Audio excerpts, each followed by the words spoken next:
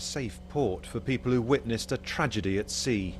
The Greek Coast Guard brought the 41 survivors to Kalamata, and there were prayers as soon as they were back on dry land. Amongst the group are Somalis, Ethiopians and Egyptians, and a 3-year-old boy whose face showed no sign of the traumatic ordeal they'd just been through.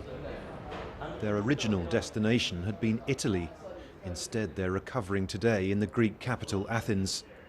Awale says he saw hundreds of people drown in the Mediterranean, including many of his friends from Somalia. Every night I'm not sleeping because remember the accident boat. All of my friends died. They tell me the journey began on the Libyan coast, 200 of them packed on a boat like this.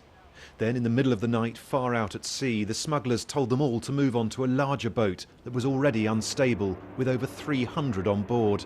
It capsized. They saw children drown. The children was going down fast because the children, they don't come outside. The children that inside the water, they don't have power to come out again. They don't know to swim. They're going inside, they're coming outside, they're going inside, they're coming outside, they're breathing, they started to die.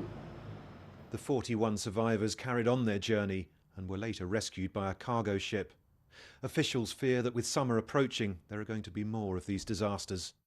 The weather is getting better in the Mediterranean and more people will attempt to cross. We have seen already the numbers of people trying increase, and we fear that further loss of life will be inevitable. I'm shown loads of photos that have been posted on social media. They're from relatives desperate for news of their missing loved ones. Liban survived, but he's also grieving. So I'm showing here and didn't see. He points to his 19-year-old sister, Wurda, and his cousin, Hamda. They both drowned. It's a haunting coincidence that this happened exactly a year after more than 700 people drowned off the coast of Libya. Despite all the promises to make the Mediterranean safer, nothing's been done to stop the crossings from North Africa, and the patrols out at sea can't rescue every boat that gets into trouble.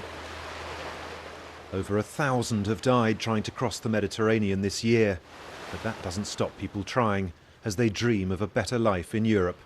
Will Ross, BBC News, Athens.